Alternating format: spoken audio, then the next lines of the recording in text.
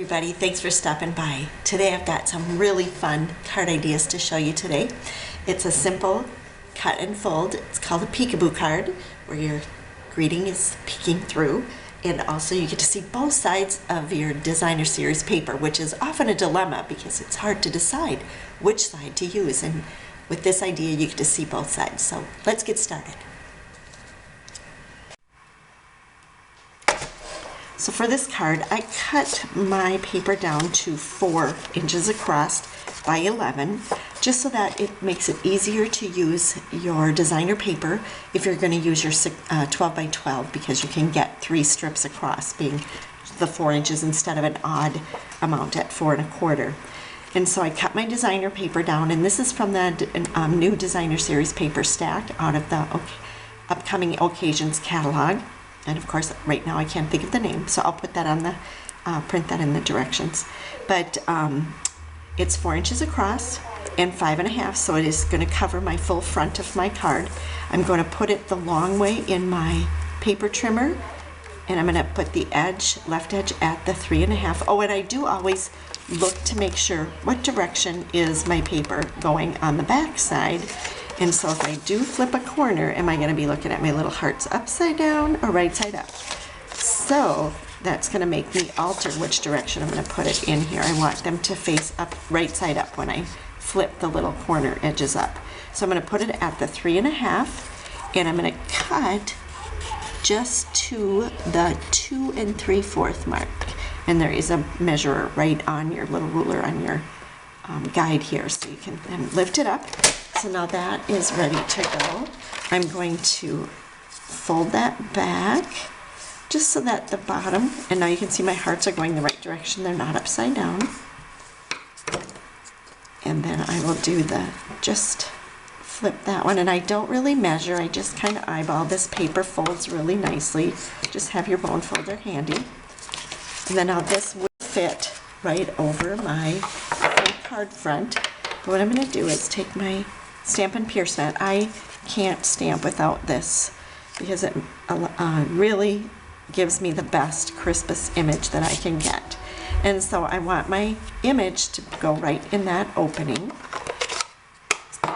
So what I'm going to do is, I'm not going to adhere my paper, but I'm just going to eyeball, hold my stamp because it just fits in that opening, and then slide my paper out of the way. And since this is a new stamp set also from the Occasions catalog, and since it is a photopolymer, I can see all the way through, so I can really see where I'm laying that down. And I'm just going to put some adhesive on the back. And you just want to make sure and get your edges. And it's best to just kind of, I don't press it down till I know I've got it where I want it on all my edges. Pretty easy to match up. So there I've got the base of my card ready to go, and I just love that look. It was hard for me to pick. Then I went and used my Fun Flower punch, and then these are from a new punch in the Occasions catalog. There are actually 3 sizes. There's one more small one, and I just used my same ink pad that I had used and a sponge dauber just to sponge the edges of all of those, and I had done that ahead of time. And I also use my bone folder to just curl the edges between my thumb and my finger. And so I'm going to layer those flowers together. And I like to offset the petals so that my flower looks more full. And I'll do the same with the smaller flowers. Just put a little bit. I'm going to raise the whole flower. That's why I'm not putting dimensionals in between. I don't want it to be too thick. And plus I want to put some bling on it that's going to have some dimension as well. And I love these 2 new punches for the center of a card, or center of a flower, a larger flower that is. And then I'm going to use one of the iced rhinestones. Those made it back into the Occasions catalog. I'm glad about that because I wasn't quite finished using them. They add a lot of bling.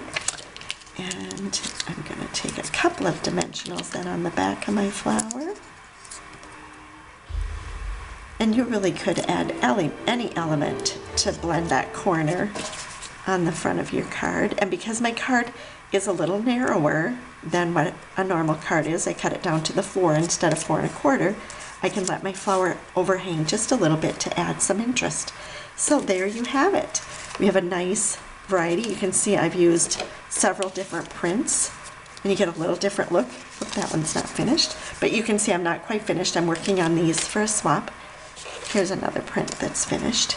And so there you have some really pretty cards. Everyone looks a little bit different, and you've got Valentine's to go, and they're quick and easy. Thanks so much for stopping by. I hope you enjoyed this idea.